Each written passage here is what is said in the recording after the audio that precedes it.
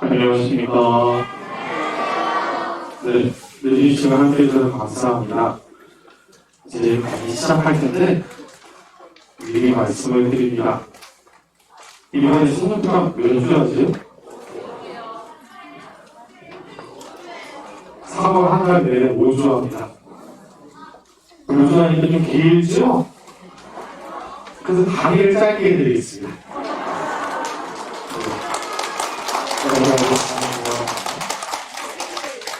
강의를 다섯 번 할 건데, 일단 그 설명을 드리고, 이 5주 어떻게 상승평 시작할지, 조금 이따 시작기도 마치면 설명드리고 시작하도록 하겠습니다. 오늘 시작기도 주님에게도 마치겠습니다. 성부, 성자와 성령의 이름으로 하늘에 계신 우리 아버지, 거룩히 일어나시며 떨어진 하나님이시며 여호와의 뜻을 하늘에서 같이 땅에서 이루어지어서 오늘 저희에게 영화의 가치를 주시고 저희에게 생각하기 위해 저희 마음 성하니 저희 죄를 용서하시고 저희의 유혹에 빠지지 않게 하시고 악에서 구하시옵소서. 아멘. 성부와 성자와 성령의 이름으로 네, 많은 분들이 이 시간에 함께 해주셔서 감사합니다. 저는 어차피 집안에 사는 사람이어서 제 소개하지는 않겠습니다. 하루도 하지 않아도 괜찮을 것 같아서 바로 진행을 하는데요. 사실은 지금 시간대에 무언가를 공부하고 듣는다는 것 자체가 좋은 시간대가 아닙니다.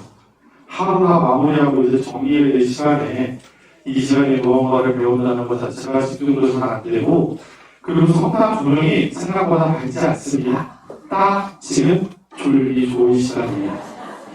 그렇기 때문에 제가 아무리 재밌는 얘기를, 좋은 얘기를 드려도 세상에서 가장 무겁다는 눈꺼풀을 내려가는 것을 제가 잡을 수는 없습니다. 제가 뭐 소리를 지를 수 없고 앞에서 춤을 출 수 없고 재롱을 걸 수 없습니다.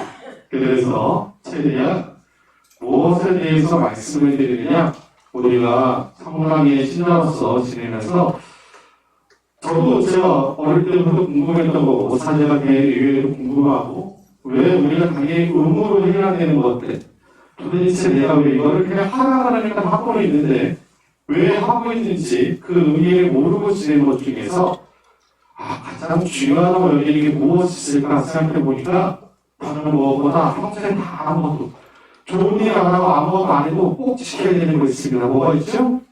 주일에 성당 가야 됩니다. 미사 빠지면 안 됩니다. 평일에 미사 매일 나오시는 분들이 계시겠지만 주일 빠지면 안 됩니다. 왜? 빠지면 고해성사가 됩니다. 그렇게 배웠습니다.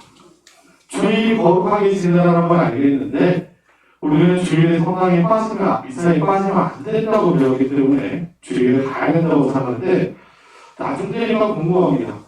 주일이 아니라 미사가 중요하다고 가르치는데 그러면 주일이 아니라 평일에도 갈 수 있는데 왜 주일에만 주일가 되니까 빠지면 죄를 제일 지게 되니까 가야 되고 다른 날은 내가 마음껏 안 가도 될까? 그 좋은 거면 매일 가도 되는 건데 왜 주일만 그렇게 빠지면 안 된다고 가르칠까 궁금했습니다. 그리고 찾고 이런 저런 내용들을 다 보다 보니 주일에 미사를 특별히 가야 되는 이유가 있는 것이 아니라 미사가 중요하기 때문에 가야 된다는 겁니다. 우리 삶이 바쁘지만 바쁜 와중에서 한 주에 주님의 날이라고 불리는 주일만큼은 내 시간을 저희 주님께 공헌하면서 한 주를 내가 잘 살펴볼 수 있는 시간이 필요하다는 겁니다. 그래서 미사 참여했다는 거죠. 그 내용은 오늘 할 내용이 아닙니다. 혹시나 지금 열심히 적으려고 하시는 분들 오늘은 아무것도 안 적으셔도 됩니다. 매일 미사를 가지고 오셨죠? 오늘은 안 필요합니다. 오늘 그 오자마자 제가 미사 막 설명을 드리면 눈에 하나도 안 들어옵니다. 지금 뭐냐? 여기 앞에 계신 신부님이 어떻게 강의할지 그냥 호기심 가지고 보고 계시죠? 저는 그 호기심만 채워드리면 됩니다. 그래서 오늘 전체적인 5주 강의가 어떻게 되는지 말씀을 드리고 그런 내용에 맞춰서 오늘 그 미사에 대한 우리 올바른 신앙생활을 위한 미사가 얼마나 중요한지 갖고 오는 해설은 다음 주부터 진행하겠습니다. 오늘은 전체적인 미사와 신앙생활에 대한 우리가 어떻게 신앙생활하는지 한번 점검을 볼 수 있는, 그리고 앞으로 이렇게 의식을 가지고 신앙생활을 해야 된다는 것을 생각해보는 시간이고, 다음 주부터 3주간은 미사의 전반적인 시작 예시부터 파견 예시까지 3주가 다 하나씩 정리해야 될 겁니다. 그래서 우리가 그동안 했던 내용들이 다 의미가 있었구나. 그냥 내가 응답하고 지내는 게 아니구나. 미사 때 그냥 보고 있었던 게 아니구나. 우리 여기는 목사 친구들, 목사를 내가 그냥 옆에서 가만히 있었던 게 아니구나. 라는 걸 알게끔 설명을 드리겠습니다. 그리고 마지막으로 추천되는 무엇을 해드리냐?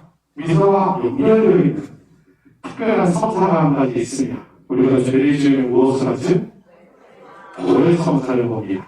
근데 이 고해 성사를 보고 은총이 너무나도 많은데 그 은총을 놓치고 살아가는 경우가 많습니다. 그래서 그때 시기가 다 판모 앞둔 날이어서 저는 다다음 날 토요일에 문학에 판목이 있습니다.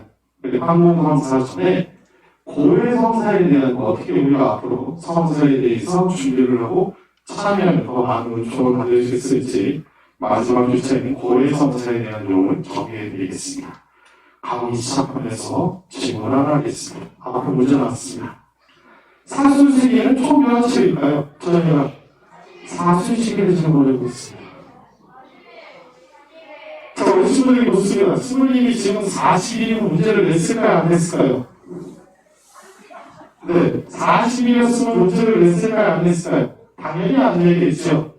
사순시기를 우리는 보통 40이라고 생각하는데 실제로는 40이 아닙니다. 다 나옵니다, 이제. 근데 앞에 나오면 사순시기가 언제부터 언제냐? 제1수요일부터 주님만 전 성공일 미사 전까지입니다. 자, 사순시기가 몇 주일까지 있을까요? 총 6주일까지 있습니다. 그리고 마지막 주간을 성주간이라고 정해서 성주간이 시작합니다. 6주는 총 며칠일까요? 40? 임치에 40일가 나옵니다. 40일이 넘었습니다. 이상하네. 앞에 제1수요일부터 제1수요일, 목요일, 금요일, 토요일도 있고 뒤에 성주간에 성주간, 월요일, 화요일, 수요일, 목요일 전까지가 목요일 아침까지 있습니다. 날짜를 다 더하니 40이 넘지요. 그런데 여기서 제외가 되는 날이 있습니다. 언제 제외가 되느냐? 주일은 빠집니다. 사순시기 중에서 주일은 사순시기 날짜 계산에서 제외가 됩니다. 주님의 날로서 우리가 미사를 봉헌하고 하니까 하는 축제인 날이기 때문에 그 사순시기 날짜 계산에서 주일은 제외가 됩니다. 그럼 며칠이 빠져요? 41주일부터 6주일까지 있으니까 6일이 빠집니다. 지금 제가 사순 6주 안에 다 6, 7에 40일을 모아고 제1수요일부터 뒤에 남은 성주간의 날짜를 다 합치면 실제로는 날짜가 더 많지만 6주일, 6일을 빼버리면 40일이 안 됩니다. 대략 38일이 나옵니다. 그러면 실제로 우리는 왜 사순시기라고 지내면서 보내고 있느냐? 앞에 설명을 해놓았습니다. 사순시기가 조금 특별한 의미를 지니고 있습니다. 사순이라는 40일의 날짜 자체가 성경에서부터 특별한 의미를 지닌, 뜻을 지니고 있기 때문에 그렇습니다. 사순시기, 사회와 속죄를 통한 하나님을 만나는 시간이 이 40이라는 숫자로 계속 앞서 성경에서 기록되고 그렇게 지내왔습니다. 첫 번째로 뭐가 있느냐? 이스라엘 민족들이 이집트에서 종살이하다가 모세의 이끌음을 통해서 약속된 땅으로 가는 그 시간이 길에서 함께 걷는 시간이 매년 약 40년 걸립니다. 40년 동안 하나님께서 약속한 땅을 향해서 가는 시간이 그렇게 오래 걸립니다. 여기서 뭐라고 하냐면 모세와 하나님의 규명을 받기 위해서 우리가 말하는 10계명 받기 위해서 산에서 40일 동안 기도합니다. 그냥 하나님이 떡하니 내가 너희에게 규명을 준다라고 주신 게 아니라 그 모세가 하나님 앞에서 기도하는 시간이 40일이 넘는다는 겁니다. 또 예언자 엘리야가 하나님께서 호렙에 가기 위해서 머무르던 시간이 40일이 걸립니다. 그리고 우리가 다 알고 있는 예수님께서 이 세상에 오셔 당신께서 왜 우리 곁에 오셨는지 공생활을 시작하시기 전에 광야에서 40일 동안 단식하시며 지낸 시간도 40일 걸립니다. 그 시간, 이 40이라는 숫자 자체가 우리가 사명한 속죄를 통해서 더욱더 하나님과 가까워지기 위해서 만나는 특별한 시기가 사순이기 때문에 우리는 사순 시기로 지냅니다. 자, 우리 친구들 문제 내겠습니다. 주님 성탄 대축일, 성탄절 날짜가 며칠이죠? 25일 정확합니다. 그러면 예수님 부활하시니 주님 부활 대축일은 며칠일까요? 주님 부활 대축일 며칠이에요? 4월. 네, 다 드립니다. 네, 답이 나올 수 없습니다. 주님 성탄 대축일은 고정 대축일이라고 합니다. 날짜가 정해져 있습니다. 달력이 바뀌어도 날짜가 안 바뀝니다. 그 날짜에 그대로 합니다. 그런데 부활 대축일은 매년 날짜가 바뀝니다. 왜 그러냐? 날짜 계산법이 조금 다릅니다.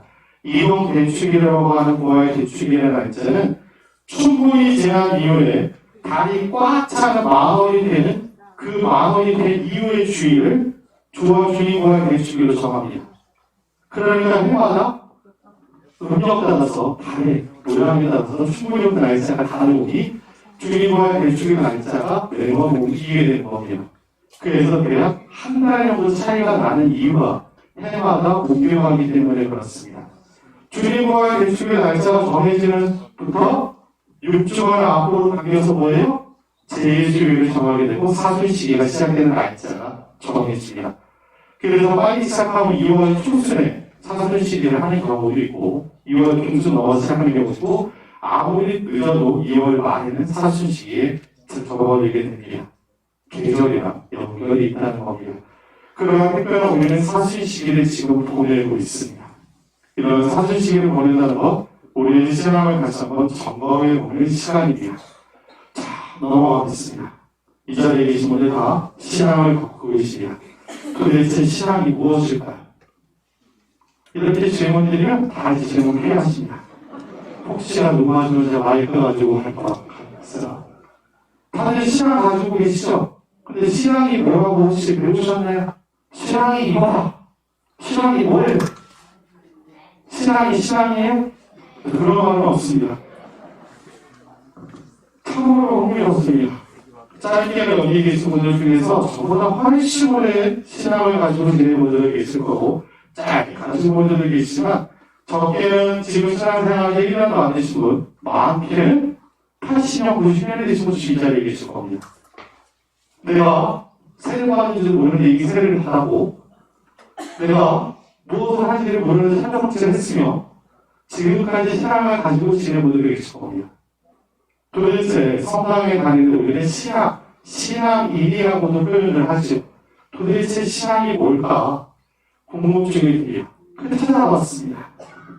신앙이 무슨 뜻이지? 이거는 교회가 정한 용어가 아니라 세상에서 그냥 백과사전에 나와 있는, 국어사전에 나와 있는 정의입니다. 신앙이라는 말 자체는 믿고 받드는 일 자체를 신앙이라고 합니다. 무언가를 믿고 받드는 일을 신앙이라고 얘기합니다. 그런데 신앙생활이라는 것은 위에 있는 신앙을 가지고 우리가 종교에 의지하는 영적인 생활을 신앙생활이라고 합니다. 신앙이나 신앙생활이나 말 뜻이 조금 다릅니다. 무언가를 내가 믿고 받들어 살아가는 것이 내 신앙이라면 신앙생활이라는 것은 그런 신앙을 가지고 종교적인 생활을 하는 것이 신앙생활이라고 합니다. 무슨 말인지 이해가 되세요? 보시는 분들은 굉장히 똑똑하신 분들이십니다. 그래서 시작이 여기서 잘못되어 있습니다.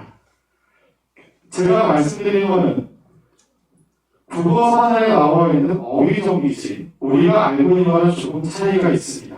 그러면 그걸 다르게 정리해 보겠습니다. 자, 세상에서 사람과 사람이 서로 믿는다는 것을 신뢰라고 하죠. 신뢰한다는 거 혼자 스스로 못합니다. 대상이 있어야 됩니다. 내가 옆에 있는 우리 민소리를 신뢰한다. 그 말이 신뢰한다는 말 잘 써요. 우리 친구는 안 쓰죠. 우리가 우리 친구를 믿는다라고 얘기해도 대상이 필요한 겁니다.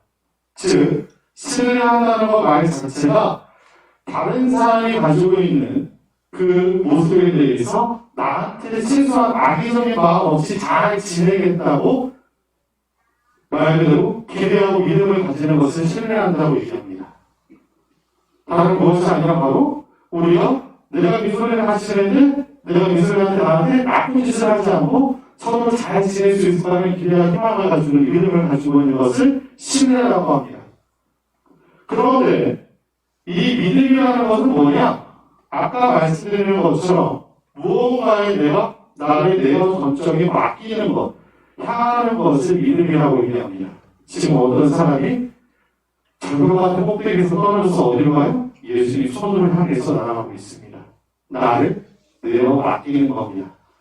이를 바탕으로 정리해보면 예수님께서도 우리의 신앙이 무엇인지를 명확히 알려주십니다. 겟세마네에서 밤새 기도하시면서 한인의 아버지 기도하실 때 예수님과 하나님께서 하나이듯이 우리 모두 하나가 있다고 정말 간절히 기도하십니다.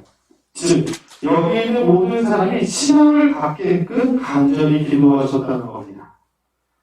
이를 바탕으로 우리가 잘 정리해보면 이렇게 구분이 됩니다. 교회가 세상 안에서 있지만 세상과 구분되는 것도 있습니다.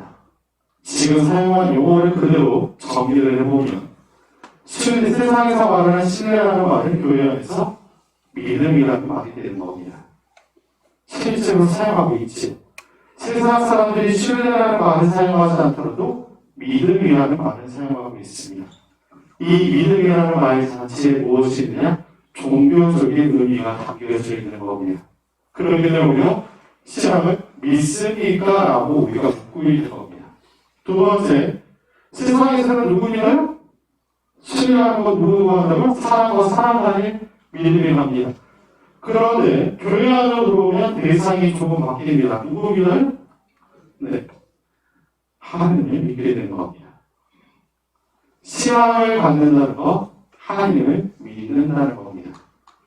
하나님을 우리가 믿고 살아가는 게 신앙이고 그것을 내가 사람들에게 좋은 표현으로 보여주는 것이 신앙생활이 된다는 겁니다. 앞에 여기 있는 건 단어 정리보다 이 말씀드리기 더 편하실 겁니다. 그러면 갑자기 엉뚱한 질문 드리겠습니다. 신앙생활 잘하고 계신다. 신앙생활 잘하고 계신다. 다들 또 조용해지십니다. 제가 다 죄인을 만들려고 그렇게 절대로 아니라는 겁니다. 혹시나 제가 하는 질문에 대해서 뜨끔뜨끔해서 신부님이랑 나랑 눈이 마주치신 것 같다고 하시는데 저는 눈을 마주치지 못합니다.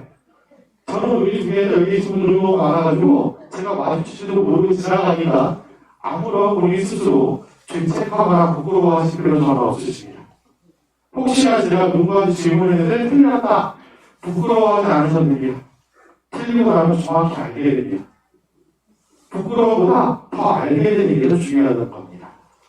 실제로 우리가 세상 안에서 이렇게 지내고 있는데 신앙생활이라는 건 딱 정리가 명확합니다. 다른 무엇이 아니라 우리가 하나님께 대한 믿음을 바탕으로 하나님께 의지하며 하나님의 가르친 대로 살아가는 것을 신앙생활이라고 합니다. 여기에서 우리가 올바른 신앙생활을 한다는 것과 그대로 나가게 됩니다. 하나님의 곁에 머물고 하나님의 가르침을 새기며 삶으로 실천하는 것을 의미합니다. 다시 뒤로 넘어가 볼게요. 신앙생활이 뭐라고 보시는 분은 하나님을 우리가 왜 처음 믿고 그 다음에 여기 보세요. 하나님께 대한 믿음을 바탕으로 하나님께 무엇을 한다고요? 의지하는 겁니다. 다른 누구한테 의지하는 것이 하나님께 먼저 의지하는 겁니다. 그걸 바탕으로 무엇을 한다고요? 하나님의 가르친 대로 살아가는 것을 신앙생활이라고 합니다. 올바른 신앙생활 매우 쉽습니다. 하나님 곁에 머물고 하나님의 가르침을 새기며 삶으로 실천하는 것을 신앙생활이라고 합니다. 이미 많이 기억하면서 이렇게 살겠다고 손에 뻗어 처음 이미 다 약속하셨습니다. 지금부터 제가 하는 거 똑같이 해보겠습니다. 딱 제가 하지 마시고 원래 인사를 하시던 대로 해보세요. 주님께서 여러분과 함께 마음대로와 사랑 거룩한 보호입니다. 왜 목에다가 세 번 십자서거를 그을까요? 그냥 들으면 되는데 왜 세 번이야? 평소에 그냥 우리가 십자서가 한번 성부와 성자와 성령의 이름으로 아멘할 때 갑자기 소십자 성어를 세 번이나 갑자기 긋습니다. 왜 그렇게 될까요? 지금 수도 없이 그러셨잖아요. 이 사람이 혹시 안 그러셨어요? 아니죠? 다른 제가 새로운 걸 가르쳐 드리는 것이 아니라 위에 있는 내용대로 우리가 살겠다고 다짐했던 겁니다. 십자서 작게 읽으면서 하나님의 말씀을, 예수님의 말씀을 머리로 내가 무엇한다고요? 새겨놓는 겁니다. 머릿속에 담아놓는 거예요. 입에다 그을 때 무슨 생각하세요? 그 말씀을 제가 선포하겠다는 겁니다. 머릿속에 담아두고 입으로 선포했습니다. 그 다음에 가슴에 내세게 글을 통해, 그 모습을 통해서 내가 머리로 기억하고 입으로 선포해서 새롭게 놀라운 변화된 것을 마음에 담고 살아가겠다고 결심하신 겁니다. 복음 듣기 전에 소도 없이 계속 그으셨습니다. 내가 왜 그었을까? 그냥 그으라니까 그어야 되는 거라. 내가 안 그으면 부끄러우니까 그런 거 전혀 없다는 겁니다. 다 의미가 있었다는 겁니다. 하나님의 말씀을 새기고 내가 선포하며 삶으로 내가 앞에 간직하며 살아가는 것, 실천하며 살아가는 것이 바로 올바른 신앙생활이 된다는 겁니다. 여기 계신 분들 중에서 많은 분들이 올바른 신앙생활을 하고 계십니다. 그렇기 때문에 저는 부끄러워하실 필요가 없으시다는 겁니다. 근데 이 올바른 신앙생활을 잘하기 위해서 하나님의 말씀을 새기고 입으로 선포하며 가슴에 담고 살아가기 위해서 열심히 해야 되는 게 있습니다. 신앙생활과 떼내야 뗄 수 없는 게 한 가지가 있습니다. 무엇이 있을까요? 네? 올바른 건강한 신앙생활과 떼내야 뗄 수 없는 한 가지가 있습니다. 무엇일까요? 이게 훌륭해요. 우리 친구가 밥을 얘기했는데 다름이 아니라 기도입니다. 내가 올바르게 건강하게 행복하게 신앙생활 하겠다고 고백하는데 기도 안 한다. 큰일 납니다. 말이 안 되는 겁니다. 기도 안 하는데 저는 신앙생활 열심히 하고 있습니다. 거짓말입니다. 그건 내가 하고 싶은 대로 하고 있는 겁니다. 기도라는 게 우리가 올바른 신앙생활을 할 수 있는 그 기준점이 된다는 겁니다. 하나님의 말씀을 내가 들어야 되고 남겨야 되고 그를 실천하려면 내가 그에 대해서 기도하는 마음으로 항상 준비하고 있어야 되는 겁니다. 앞에 사진 두 명 있습니다. 왼쪽에 있는 사람 누구예요? 네, 우리 가톨릭 교회, 로마 가톨릭 교회 수장이신 프란치스코 교황님이십니다. 교황님 몇 대 교황님이세요? 지금 몇 번째 교황님이세요? 20대라고요? 네, 교회가 지금 2000년이지만 몇 번째죠? 266번째 지금 교황님이십니다. 266대 교황님이십니다. 프란치스코 교황님께서 계십니다. 프란치스코 교황님 무엇하고 계세요? 기도하고 계십니다. 저번에는 누구예요? 네, 김연아 선수입니다. 김연아 선수 뭐하고 있죠? 경기 전에 기도하고 있습니다. 자, 갑자기 똑같이 질문드립니다. 기도, 답이 나와 있으면 기도가 무엇일까요? 대화하고 어디 가서도 많이 들어주실 겁니다. 기도가 뭡니까? 라고 들으면 하나님과의 대화입니다. 라고 자주 들으셨을 겁니다. 자, 이제 똑같이 듣는다고 합니다. 자, 기도가 하나님과의 대화입니다. 그래서 그럼 대화가 뭐예요? 대화. 네, 큰일 났습니다. 그렇습니다. 시청자님이 지금 여기 계신 우리 교우님과 지금 대화하고 있나요? 네, 큰일 났습니다. 우리 친구도 공부 더 해야 됩니다. 시청자님은 지금 대화하고 있지 않습니다. 일방적으로 강의하고 있습니다. 시청자님이 계속 얘기하고 있죠. 대화라는 것은 서로 이야기를 주고 받는 것을 대화라고 얘기합니다.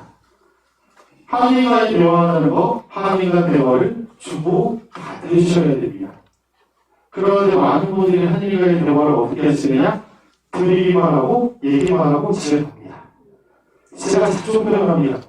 저는 신부님 하루에 이런 꼬박꼬박 정해진 기도를 꾸준히 다 마칩니다. 아침에 일어나서 아침 기도 다 마치고 가족을 위해서 가족을 위한 기도 마치고 자녀를 위한 기도 마치고 배우자를 위한 기도 마치고 성당에서는 예사 드리고 계속 열심히 합니다. 네. 그러면 하나님이 뭐라고 말씀하시나요? 그러면 갑자기 꿀먹은 벙어리가 되십니다. 참 참신합니다. 그렇게 나는 얘기했는데 하나님이 이거에 대해서 어떻게 응답을 해주실지 기다렸냐고 말입니다.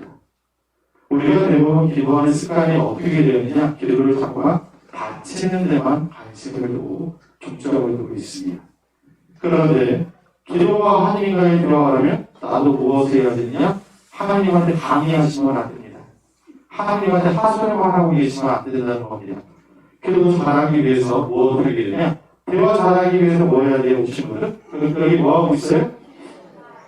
네, 그거 말고 독백 속에서 혼자 가만히 있는 것이 아니라 잘 대화해야 됩니다. 대화를 잘하는 방법은 듣는 겁니다. 잘 듣는 것을 경청이라고 합니다. 혹시 저는 잘 못 듣습니다 하는 분들 계십니까? 그런 분들 아무 걱정 안 하셔도 됩니다. 하나님 목소리를 들으면 아무런 지장이 없으십니다. 친구님이 우리 친구들 자주 얘기했지만 우리 친구들 중에서 하나님 본 사람 있어요? 없어요? 없어요. 맞아요. 보게 되면 어떻게 된다고요? 죽어요. 맞아요. 하나님 보게 되면 반드시 죽게 돼 있어요. 성경에 나와 있어요. 실제로 제가 지금 아이들 웃기기 위해서 하는 얘기가 아닌데 성경에 그대로 기록되어 있습니다. 하나님 당신이 누구신지 알려주십시오. 제가 그래야지 사람들을 데리고 이 땅에서 잘 약속된 땅으로 데려갈 수 있을 것 같습니다. 당신의 이름이 무엇입니까? 나 안에 있는 나다 라고 얘기합니다. 그것을 용어를 풀이해서 나보면 아도나이라고 하는 말을 우리가 보통 야훼라고도 하고 계시교에서는 여호와라고 읽기도 합니다. 왜 그렇게 읽느냐? 자음밖에 안 적혀 있습니다. 모음이 없어요. 붙이기 나름입니다. 그래서 그런 발음이 나게 되는데 실제로 하나님께서는 나를 읽는 그냥 나라고 말씀하시면 너희가 나를 보게 되면 반드시 죽게 될 거라고 말씀해 주십니다. 즉 우리는 하나님을 직접 볼 수는 없습니다. 그렇지만 하나님께서 계시다는 것을 우리는 믿음으로 고백하고 그것을 살아가고 있다는 겁니다. 하나님과 대화한다는 것, 들으려고 한다는 것, 침묵 속에서 머물러 있을 때입니다. 그런데 가만히 침묵 속에서 가만히 앉아있어 무슨 일이 벌어져요? 졸립니다. 그 무엇보다 무슨 눈꺼풀이 내려갑니다. 잠이 옵니다. 자고 나니까 내가 기도를 한 건지 잘못한 건지 의식이 듭니다. 하나도 기분이 좋지 않습니다. 가끔씩은 하나님 말씀 들으려고 가만히 앉아있어 보니까 온갖 근심 잡념이 듭니다. 잡념이라는데 집에 혹시나 가스불을 켜놓고 온 것은 아니지 평강으로 내가 잘 잠그고 온 것인지 우리 예를 들면 손주들 데리러 가야 되는데 깜빡하고 나지 온갖 고민이 막 들어가 있습니다. 하나님이 말씀드리는 게 아니라 아직도 내 상황만 보고 있다는 겁니다. 그러기 위해서 우리가 하나님과의 대화를 잘하기 위해서는 어떻게 하면 될까요? 잘. 하나님과의 대화를 잘하기 위해서는 그건 명확합니다. 잘 들으면 됩니다. 잘 들으면 됩니다. 우리가 잘 들으면 됩니다. 아이들이 열심히 부성과 기도하고 있지요? 잘 듣고 있습니다. 기계를 잘 듣고 있는데 우리가 기도하는 거다 이렇게 되어 있습니다. 하나님과의 대화이기 때문에 하나님 안에서 가만히 머물러 있는 것 자체가 기도가 된다는 겁니다. 내가 특별하게 무엇을 하지 않더라도 주님 옆에 가만히 머물러 있는 것만 해도 충분한 기도를 하기 위해서 시간을 내고 있다는 겁니다. 쉬운 예로 시간의 방향을 하나님께로 다시금 돌려드리는 겁니다. 지금까지는 내 뜻대로 내 마음대로 다 살았으면 내가 원하는 거 다 했으면 이제 하나님께 시간을 내어 맡기고 당신께서 무엇을 나에게 바라시는지 시간을 하나님께 돌려드리는 겁니다. 그동안 나한테 시간 잘 소중하게 여기며 살라고 주셨듯이 그 소중한 시간 주님께도 돌려드려야 된다는 겁니다. 그것이 하나님 안에 머문다는 겁니다. 아무리 정신이 없고 바쁘고 힘들더라도 조금은 지치고 여유가 없더라도 우리가 기도하지 않는다는 거 신앙생활을 하지 않는 것과 마찬가지라는 겁니다. 이 자리에 계신 모든 분들 중에서 건강한 올바른 신앙생활을 하고 싶지 않은 분은 단 한 분도 안 계실 겁니다. 만약에 그런 분들이 계셨으면 이 자리에 오지도 않으셨겠죠. 그러나 올바른 신앙생활을 위해서 우리가 가장 준비해야 되는 것은 우리의 시간을 주님 하나님 안에 머물기 위해서 내어 맡겨야 된다는 겁니다. 그것이 시작이 되어야 한다는 겁니다. 그리고 하나님 안에 머물고 있을수록 무엇을 알게 되느냐? 나라는 존재가 어떠한 사람인지를 점점 느끼게 된다는 겁니다. 세상 안에서는 나라는 존재는 그냥 보여지는 모습만 보일 뿐입니다. 거울에 있는 내 모습 보는데 내 속마음 다 알아주는 사람이 있어요? 없어요? 없다는 겁니다. 주님 안에서 내가 우리가 묵상하고 성찰하고 머물러 있을수록 나라는 사람의 존재에 대해서 점점 더 깊이 들여다볼 수 있게 됩니다. 그리고 우리 각자가 받은 하나님께로부터 받은 탤런트를 깨닫게 된다는 겁니다. 내가 다른 사람과는 다른 그런 특별한 탤런트가 있는 걸 바탕으로 내가 주님께로 받은 그 소명을 다해 살아가는 것이 바로 신앙생활이 나아갈 길이기 때문에 그렇습니다. 쉽게 말씀드리는데 막상 어떻게 하면 기도해야 될까요? 하면 망설이기 때문에 조금 이따가 다시 설명드리고 지금쯤 되면 이제 눈이 졸린 분들이 계시기 때문에 문제를 하나 더 드리겠습니다. 성당에 요즘에 이제 코로나 코비드-19 이후에 그런 일은 없지만 성당에 들어올 때 성당 입구에서 성수 찍고 들어오시죠? 성수 왜 찍고 들어올까요? 훌륭해요. 지금 성당 들어올 때 뭐 뭐라고요? 마음이 지저분해? 네. 마음이 지저분해? 네. 이제 온갖 아는 건 다 나옵니다. 성수를 우리가 거룩하게 여기고 하는데 이 성수 찍는 아주 특별한 이유가 있습니다. 이곳 장소 여기가 어디죠? 성전. 성전이 어디예요? 그거 좀 이따가 시간에 다시 물어봐 줄게요. 거룩한 장소라고 하는데 하느님의 집이라고 합니다. 우리 집 안에 바로 하느님의 집입니다. 여기 집주인 누구예요? 주임시분이 아닙니다. 저도 아닙니다. 이 집주인은 하느님이십니다. 어디 가서 다른 데 강의하러 갔을 때 물어봅니다. 자, 여기 분당 시청자분들 이 성전 주인은 누구죠? 뭐라고 대답할까요? 우리요라고 대답합니다. 우리라고 대답하시죠. 교우분들이라고. 그럼 제가 아닙니다라고 대답했습니다. 이 집 주인은 하느님이시죠. 하느님의 집, 하느님의 성전을 우리가 보통 성전이라고 거룩한 장소라고 집이라고 이야기하는데 다른 무엇보다 성당에 들어올 때 성수를 찍는 이유 그동안 왜 찍었느냐? 매우 간단합니다. 거룩한 물이라고 불리는 성수를 통해서 우리가 거룩한 사람에도 불구하고 우리를 방해하는 악의 세력을 물리치고 더러운 것을 말끔히 씻기 위해서 우선 성수를 짓고 정화를 하는 의미가 있습니다. 두 번째로는 무엇이 있냐면 나를 지켜주고 보호해달라는 마음으로 주님께 기도를 드리게 됩니다. 성수 찍을 때 성수대 밑에 그 기름이 나와 있죠? 그거 다 외우셔야 되는 겁니다. 외워야 되는 거예요. 여기 이게 있어요. 여기 다 외워야 되는 거예요.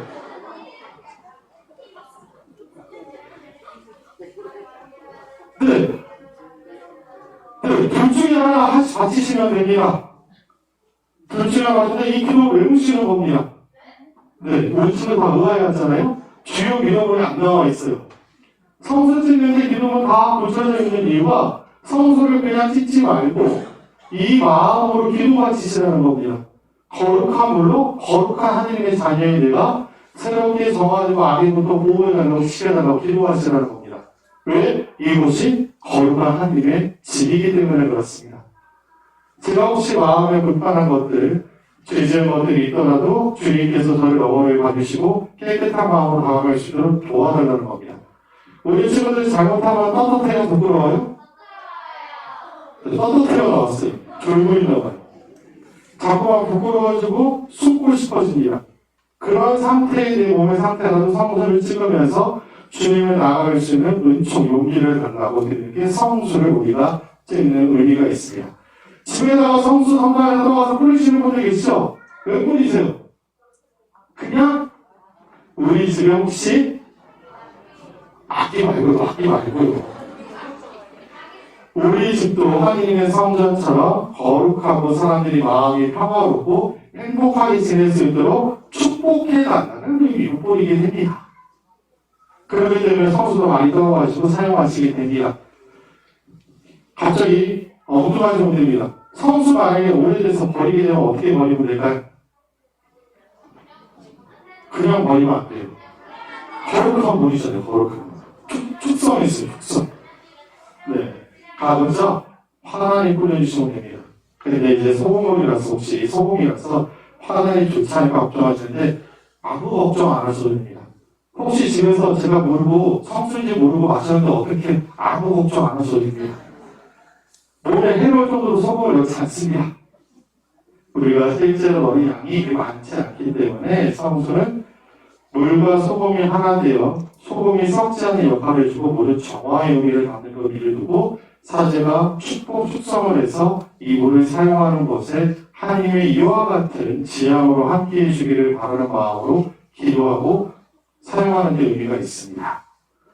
그렇기 때문에 하나님께 속하지 않은 모든 것들을 없애는데 우리가 인간의 탐욕, 욕심, 분노, 근심 등을 사라지게 만드는 데도 이러한 의미를 두고 성수를 사용하게 된다는 겁니다. 그렇기 때문에 나중에 이제 만약에 코로나 상황이 지금보다 나아져서 다시금 성수를 사용하게 될 때 반대로 말씀드리면 지금 성수를 찍지 않지만 성당에 들어올 때 이런 마음으로 성호 그으시고 기도 받으시면 좋다는 겁니다. 지금 찍고 싶은데 못 찍는 거잖아요, 성수를요? 성당에 들어오면 똑같습니다. 내가 이런 마음으로 성호를 그으면서 기도를 마치고 들어오신다면 이미 성당에 들어오면서 내 마음이 상태가 다르다는 겁니다. 그게 벌써 준비할 수 있는 모습이 됩니다. 다시 원래대로 돌아가겠습니다. 다시 노력이 꺼졌습니다. 하나님과의 대화를 잘하기 위해서 교회는 가만히 두지 않았습니다. 좋은 두 가지를 남겨주셨습니다. 하나님과의 대화를 잘하기 위해서 하나님께서 남겨주신 두 가지가 무엇이냐? 바로 이겁니다. 하나님과의 대화를 잘하기 위해서 하나는 성경을, 하나님의 말씀이 기록된 성경이 있습니다. 성경 말씀 잘 읽고 묵상하는 거, 기도하는 겁니다. 두 번째 무엇이냐? 성전이라는 게 있습니다. 교회에서 말하는 이 공간, 거룩한 장소도 성전에 해당되지만 사도시대부터 이어져온 거룩한 전승이라고 불리는 것들도 성전을 믿고 살아가는 것, 받아들이는 것도 우리의 좋은 하나님의 말씀을 듣는 대화를 하는 기도의 좋은 모습이 됩니다. 자, 쭉 넘어갑니다. 하나님과의 대화, 성경이라는 것, 혹시 이 자리에 계신 분들 성경에 대해서 잘 알고 계십니까? 제가 그래서 지금부터 딱 5분 안에 신구약 성경을 빨리 다 정리해 드리겠습니다. 하나님의 말씀이 기록된 책 성경을 5분 안에 빨리 다 정리해 드리겠습니다. 글씨 엄청 많이 나와요. 좀 크게 들게 보시고 그냥 보시면 됩니다. 성경이라는 건 뭐냐면 하나님의 말씀이 기록된 책을 성경이라고 합니다. 제 위에 나와 있는 것처럼 하나님의 말씀이 기록된 책이 성경인데 성경은 한 권일까요? 두 권일까요? 몇 권일까요? 도대체? 33권? 큰일 났네요. 그래서 성경은 한 권으로 되어 있잖아요. 그럼 성경은 한 권이에요? 여러 권이에요? 한 권이라고 볼 수도 있고 여러 권이라고 불릴 수도 있습니다. 실제로 성경이라는 것 자체는 전체가 73권을 우리는 지금 정경으로 받아들이고 있지만 뒷부분에 나옵니다. 계시교와 다른 종교에서는 그 성경, 정경이라고 믿는 책이라고 한 책수와 권수가 다릅니다. 가톨릭 교회에 대해서는 73권을 우리가 믿어야 되는, 선포해야 되는 하나님의 말씀의 책으로 정경으로 들어져 있고 이 정경 외에 외경이라고 다른 남겨져 있는 책들도 있기는 합니다. 그 내용 중에서 우리가 믿음 안에서 믿고 있는 부분들이 있습니다. 그런데 여기서 1200년이라는 긴 시간 동안 문자로 기록되어 있는 많은 책들이 정리가 돼서 우리가 사용하고 있는 지금 성경이 나온 겁니다. 성경이 한 시에 다 쓴 게 아니라 오래 걸립니다. 긴 시간 적혀져 있는 뭐에 대한 내용인데 성경을 읽기에 편하신가요? 힘드신가요? 성경 처음부터 읽으시면 내용이 편하세요? 지금부터 제가 똑같은 예를 하나 들어보겠습니다. 내가 성경 통독을 하기 위해서 한번 읽어보겠다고 굳은 마음을 먹고 성경을 펴시면 창세기 1장 1장부터 읽으면 너무 재밌습니다. 와, 그래. 1장에 다 하고 세상 창조도 끝나고 인간이 죄도 짓고 다 하고 홍수도 나고 그래 하느님 아브라함 통해서 세상을 다 일으키시고 쭉쭉쭉 가다가 요셉의 이야기가 아주 행복합니다. 그러다가 펼치기 딱 보니까 이제 재앙도 나오는 즐겁습니다. 출애굽기 끝나고 나니까 갑자기 재미가 없습니다. 왜 레위기부터 재미가 없지? 이게 민수기부터 재미없습니다. 민수기 백성 수 세는 책입니다. 하나님의 백성이 몇 명인지 세는 책이 민수기입니다. 그러니까 책 내용이 재미가 없습니다. 민수기 지나가니까 뭐가요? 레위기라고 12지파 이야기가 나옵니다. 나랑 아무 상관이 없는 것 같은 게 왜 있나 있습니다. 조금만 더 버텨야지. 그리고 마지막에 신명기 새로운 계명을 주는 책 내용을 읽으면 무슨 말인지 모르겠는데 건너뛰어볼까 건너뛰자마자 나와요? 갑자기 왕 이름이 막 나옵니다. 누구는 누구를 낳고 누구는 누구를 낳고 내가 이거 어떻게 알아? 그 내가 읽다가 책을 덮습니다. 성경은 나랑 가깝지 않은가 보다. 그런데 성경은 그렇게 읽으라고 엮어진 책이 아닌 겁니다. 성경이 왜 그렇게 되어 있느냐? 오랜 세월에 걸쳐서 다양한 문화와 민의들이 함께 하시고 나는 하나님의 말씀을 다 정리해 놓은 책이라는 겁니다. 그렇기 때문에 우리는 성경을 다 읽지 못하더라도 내가 삶에서 필요한 것들을 찾아서 봐야 된다는 겁니다.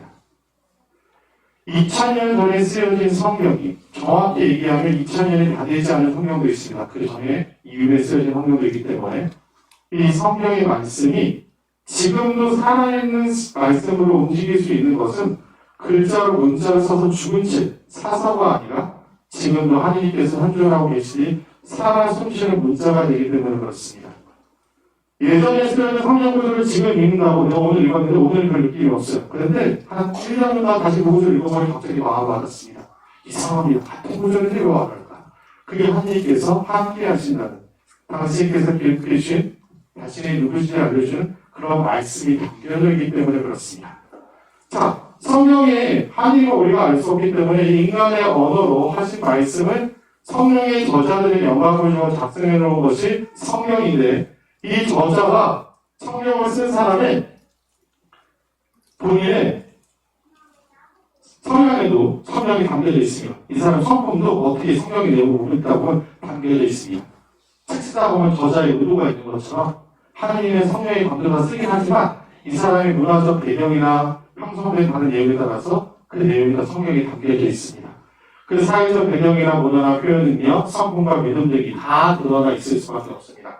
우리 친구들이 성경 지금 몇 번이라고 얘기했죠? 네. 71번이라고, 71번. 한 번이라고 말할 수 있는데, 여러 번이라고 말할 수 있는데, 신구약 전체 성경 수는 총 73번입니다.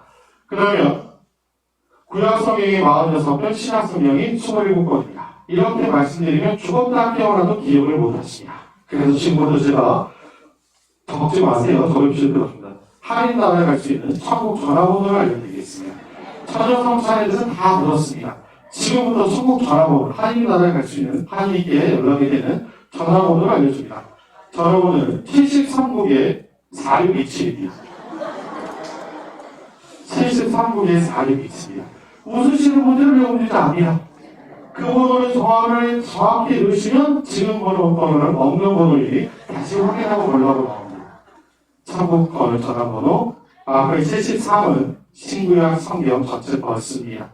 그리고 4627은 구약 성경의 46건, 신약 성경의 27건입니다. 그래서 총 73번의 4627이 73국의 4627이 천국 전화번호라고 알려드리는데 그렇게 기억하시면 오래 남으십니다.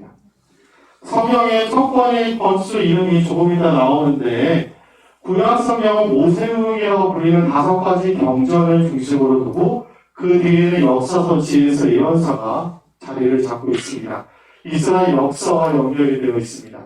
왜냐하면 우리 전통, 가톨릭이라는 것 자체, 그리스도교회 자체의 뿌리를 어떻게 중심을 두느냐 5가지 경전의 중심을 둔 말씀의 모세오경이 가장 으뜸으로 첫 자리에 자리 잡고 있고 이를 바탕으로 신앙의 선조들이 어떻게 살아왔는지 역사서에 담아놨으며 사람들이 건강하고 튼튼하게 하나님의 말씀 잘 듣고 살았으면 좋으련만 또다시 또 죄를 짓고 잘못하고 나쁜 짓 하고 저지렀기에 예언자들이 와서 하나님의 말씀을 대신 전해주는 예언서들의 내용이 기록되어 있으며 하나님께서 우리에게 주시고자 하는 많은 지혜들을 담아놓은 지혜서가 또 자리를 잡고 있습니다. 신약성경은 예수님의 삶의 공생활을 중심으로 담아놓은 복음서와 그리고 사도들이 예수님을 믿고 따랐던 12제자의 그 사람들이 어떻게 하나님의 말씀을 선포하고 살았는지 사도들의 행적을 기록해놓은 사도행전의 글을 담아져 있고요. 그 뒤에 내용은 바오로 사도가 공동체의 격려해주기 위해서 써준 편지 바오로서관이 쭉 가장 많이 자리하고 있습니다.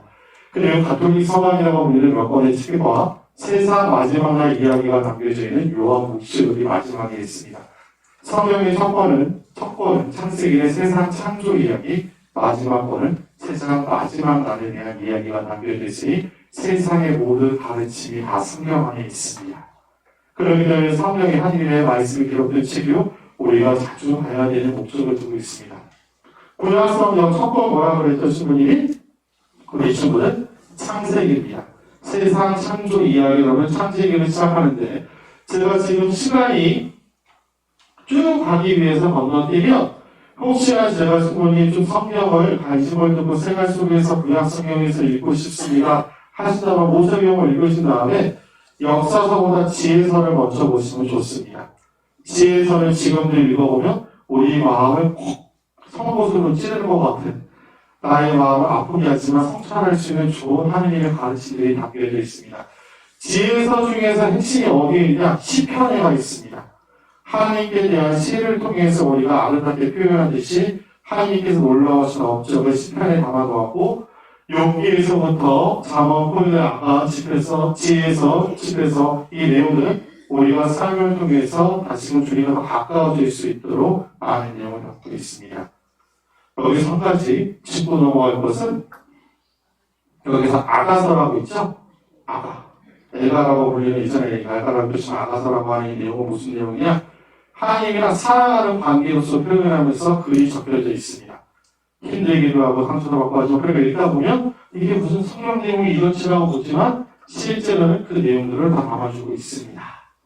예언서의 내용들 아까 말씀드렸듯이 사람들이 다시금 회개하지 않으면 새롭게 살기 위해 노력하지 않으면 심판과 벌을 받게 될 거라는 예언 하나님의 말씀을 전하는 일들을 담아놓은 내용이 예언서입니다. 그래서 예언자들 보면 행복한 예언자 세상에서 하나님 말씀 선포하는데 사람들이 와 환영합니다 하는 예언자는 거의 없습니다. 왜냐? 우리는 이미 바르게 살고 있을 때 와서 시에 이야기 예수님께 하신 것처럼 회개하고 보험 믿음하고 얘기하니까 사람들이 우리랑은 상관없는데요 하는 거랑 마찬가지 겁니다. 그래서 예언서들의 내용도 우리에게 삶의 지혜를 줍니다.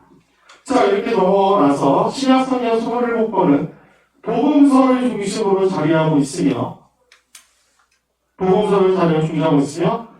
마지막 권의 요한 목식으로서 세상 마지막 날 이야기가 담겨져 있습니다. 총 권수, 제가 말씀드린 것처럼 한번 기억해 주시고 성경을 한 권 한 권씩이라도 자주 읽는 습관을 가지신다면 좋습니다. 예전에 성경 공독할 때 좀 쉽게 하시는 거 말씀을 드릴 때 구약성경 한 권 읽으시면 신약성경 한 권 읽으라고 보통 말씀을 드립니다. 그냥 앞에서부터 쭉 책을 읽으려고 하지 마시고 한 권 한 권을 번갈아가면서 읽으시면 훨씬 더 좀 편안하게 하나님의 말씀을 읽을 수 있다고 말씀드립니다. 지루하지 않다는 것이요. 성경의 형성 자체가 그런 말씀을 드리면 어느 시기 때 한 번에 다 만들어진 게 아니라 처음에 어때는 사랑의 입으로 전해진 겁니다. 그냥 사랑의 입으로 우리 전해진 것처럼 입에서 입으로 정해집니다. 근데 입에서 입에서 전해지다 보니까 이게 있는 일이야 하는 일이야 의식이 되기 시작합니다. 그러다 보니 조금씩 원전 처음에 기록된 책이 없을 거라고 원전을 찾기 시작하고 처음에 쓰여진 책을 찾기 시작하고 그 책들을 바탕으로 이것이 과연 믿을 만한 책이다라는 것을 입증이 되면 받아들이기 시작하는 겁니다. 그 다음에 과연 이런 방식을 통해서 우리가 한 권의 책으로 묶을 때 전체 흐름에 큰 문제가 없게끔 작업을 시작하는 게 성문화 작업을 한다고 해서 전체 책을 묶기 시작하고 마지막에 각 교회에서는 정명화라는 걸 통해서 거룩한 책, 이 책이 우리가 믿을 하나님의 말씀입니다라는 것을 선언하기 시작합니다. 자, 그렇기 때문에 아까 수민이 얘기한 성경은 한 권의 책이라고 불리기도 하지만 각 권이 있기 때문에 문학 유형들을 사용한 편집한 책이기 때문에 한 권이라고 불리지만 여러 권의 책이라고도 불릴 수 있는 겁니다. 이 내용을 보시면 정확히 좀 이해가 되십니다. 여러 가지 신화, 신들의 이야기처럼 이게 정말 있을 수 없을까? 하지만 흥미로운 내용이 담겨지는 신화와 법조문이 담겨지는 것이 모세 오경에 담겨져 있는 내용이고 시적인 표현과 전례적인 전례에서 많이 사용하는 우리의 마음과 하나님께 향하게끔 이끌어주는 것이 시편입니다. 그 다음에 하나님의 말씀을 대신 선포, 전해주는 도구로서 사용되는 내용, 특별히 예언서이며 비유와 수사학들이 예수님께서 하신 것들, 사람과 사람과의 대화를 사용하는 수사학들과 비유를 통해서 하신 것들이 복음서의 내용이고, 설화, 족보, 연설, 잠언고, 환시 등의 많은 내용들이 성경 안에 다 들어가 있습니다. 그렇기 때문에 문학 장르로 따지면 총 모든 게 다 망라되어 있는 책이라는 겁니다. 성경이라는 겁니다. 그렇기 때문에 성경은 나는 여기가 좋다더라 하더라도 다른 사람이 볼 때는 난 거기 싫고 이게 좋다더라 할 수 있습니다. 쉬운 예를 들면 어떤 드라마가 재밌다고 봤는데 나는 재미없다더라. 사람마다 취향이 다릅니다. 그런 것처럼 성경이 그럴 수 있다는 겁니다. 그렇지만 하나님의 말씀은 늘 가까이 두고 읽으셔야 한다는 겁니다. 그렇기 때문에 성경을 읽을 때 한 권의 책을 가지고 하나님을 다 안다고 고백하면 안 되고 전체적인 성경 전체가 무슨 말씀을 우리에게 전해주고 있는지 그 흐름을 알고 있어야 된다는 겁니다. 성경에 뭐 기록되어 있어요? 이게 계속 제가 말씀드렸는데 하나님의 말씀에 무엇이 기록되어 있어요? 세상 첫날부터 마지막 날까지 그 중심에 뭐가 있어요? 복음서가 다 있습니다. 이 자리에 계신 분들 중에서 예수님 모르는 분 계세요? 아무도 안 계시죠. 예수님께서 이 세상에 오셔서 무엇을 하셨죠? 복음을 선포하셨어요? 네. 네. 하나하나 말고 다 크게 보면 세상에서 하나님의 당신의 사명이 우리 인간의 죄를 용서해 주시고 우리를 죽음에서 해방시키셔 부활의 영광을 맛보게끔 이끌어주시기 예수님의 삶이라는 겁니다. 그 내용이 핵심으로 담겨져 있기 때문에 성경이라는 것은 하나님의 구원과 예수 그리스도의 그 사업이 이루어지고 있다는 그 과정 안에서 처음부터 끝까지 볼 수 있어야 되는 겁니다. 그래서 잠깐만 성경의 예언이나 예표라고 표현이 되는 것들이 예수님께서 혹하니 갑자기 오신 분이 아니라 이미 성경 안에서 약속되어 있는 이분이 때가 되어 오셨다는 것을 볼 수 있다는 겁니다. 왜 이 이야기를 말씀을 드리냐? 개신교에서는 가끔씩 이 성경 이름을 분리해서 그리고 이단이라고 불리는 데서는 구약 성경만 믿는데 신약 성경만 믿는데 유다교도 그렇습니다. 예수님에 대한 이 내용보다는 앞부분 구약 성경의 내용만 중심을 두고 살아갑니다. 그렇게 우리는 가톨릭 교회는 전체의 흐름을 가지고 하나님께서 우리를 구원 사업을 하시고 예수 그리스도께서 우리 곁에 오시어 우리를 죄를 용서해 주시고 죽음에서 해방시키시고 부활의 영광을 누리게 이끌으신 그 내용을 믿고 살아간다는 것을 잊지 말아야 되는 겁니다. 그렇기 때문에 교회 안에서 성경을 통합적으로 읽는 게 굉장히 중요하다는 거 말씀을 드리고 성전이라는 것은 하나님의 두 가지 뜻이 있는데 하나는 하나님의 거룩한 집이 되고 하나는 하나님의 거룩한 집이 될 수 있고 하나는 거룩한 전승, 사도로부터 이어진 구전으로 내려오는 가르침들을 말할 수 있습니다. 성전이라는 표현이 어디까지로 확대가 되느냐? 하나님의 집은 성당만 있는 것이 아니다. 또 어디가 있죠? 하나님의 집이? 네? 하늘이 있어요? 여기 계신 각자 한 분이가 하나님의 성전이 되십니다.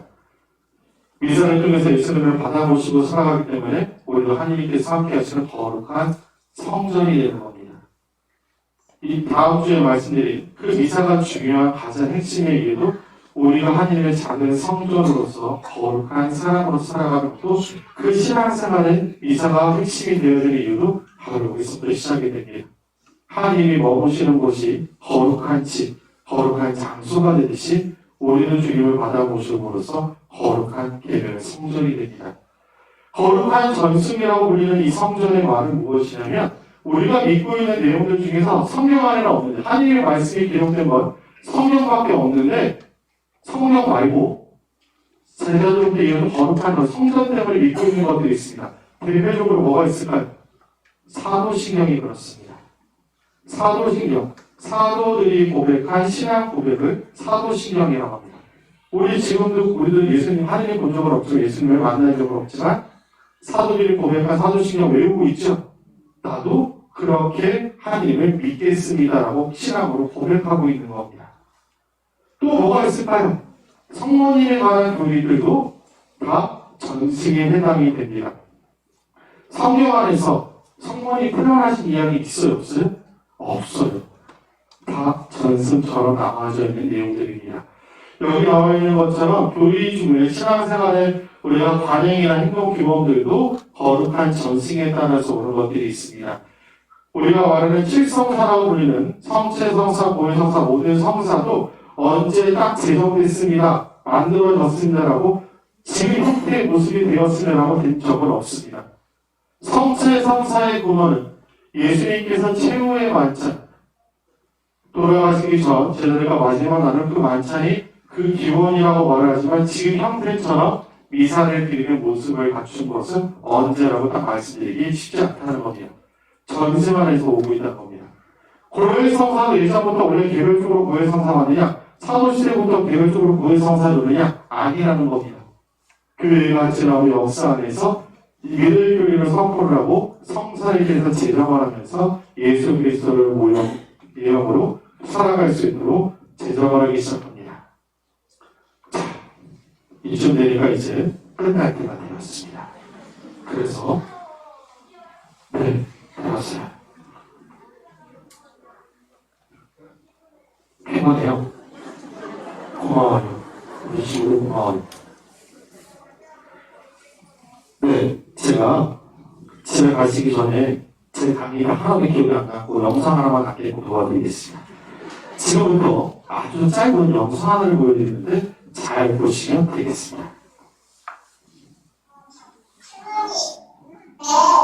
식을 안 먹고 고기를 될까요? 안 될까요? 안 돼요. 안 되지요. 네. 그러니까 봐봐. 고기를 안 먹고 치즈만 먹으면 될까요? 안 될까요? 고기 안 먹고 치즈만 먹으면 그건 안 돼요. 같이 먹어. 안 되지. 네. 그러니까 네. 채소랑 고기랑 같이 먹어야 돼요. 네, 왜요? 왜냐면 고기만 먹으면 어떻게 돼요? 그거는 점점 뺑뺑해지고 네. 기분이 안 좋아. 그리고 그다음 거는 그러니까. 뭔가가 안 나와.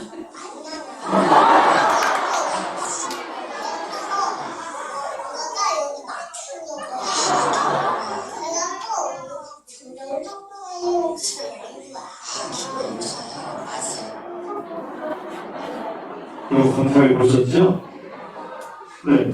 이 내용, 채소와 고기 나오는 내용인데 중요한 내용이 뭐냐면 하나님의 말씀 우리가 듣는 것도 중요하지만 들은 것을 실천하는 게 굉장히 중요하다는 겁니다. 내가 그냥 하나님 믿습니다. 믿음으로 그냥 고백하는 것만 끝내서는 안 되고 그 믿는 말을 실천해야 된다는 겁니다. 그렇기 때문에 우리가 잊지 않고 기도와 실천하는 것을 같이 해야 된다는 겁니다. 그것이 신앙생활이고 우리가 나아갈 길입니다.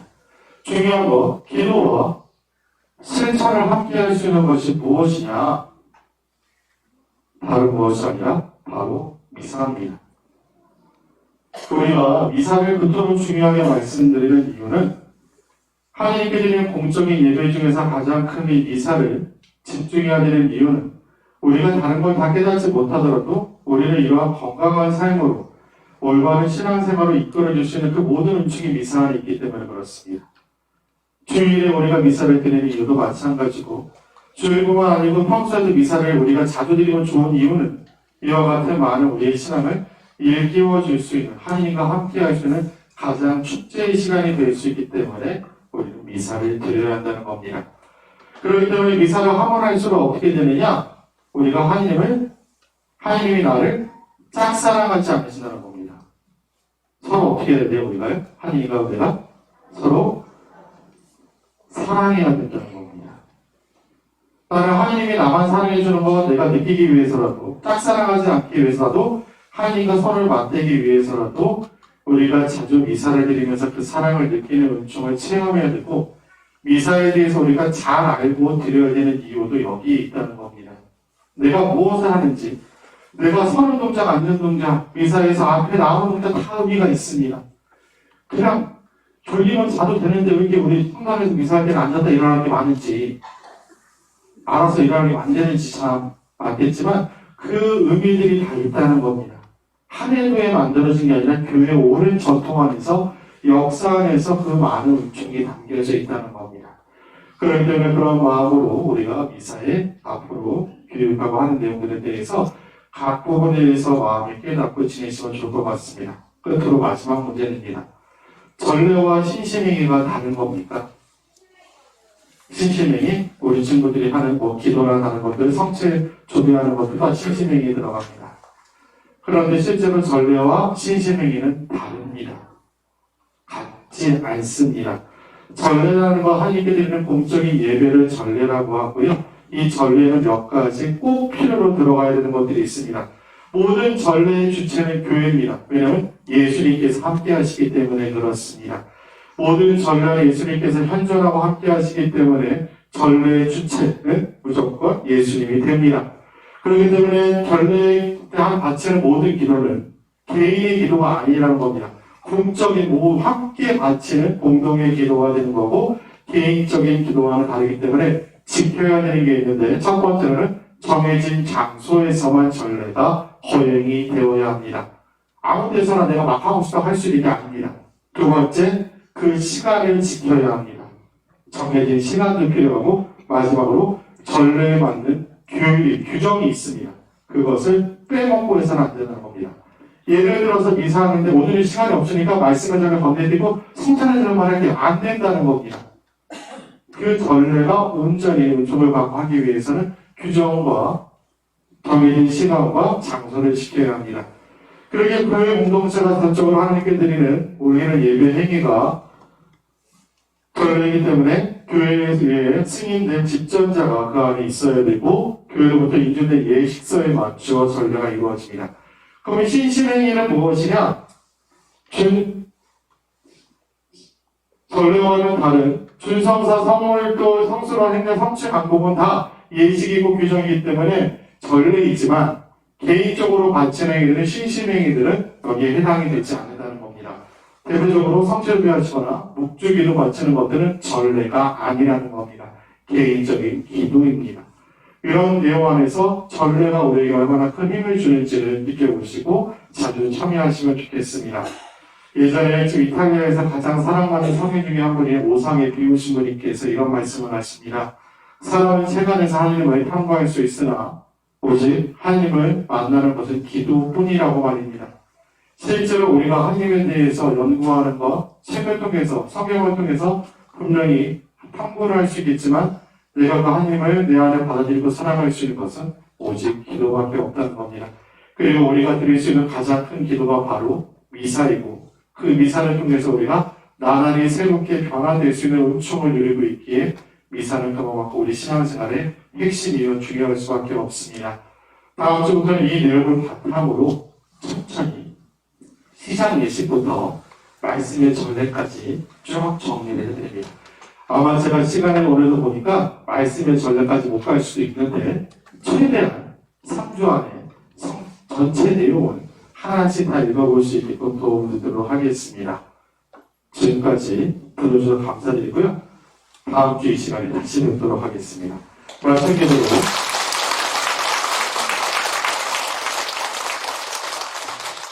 말씀대로 성모성 영광성 마치고 강론드리겠습니다. 성부와 성자와 성령의 이름으로 은총이 가득하신 마리아님 기뻐하소서. 주님께서 함께 계시니 여인 중에 복되시며 태중의 아들 예수님 또한 복되시나이다.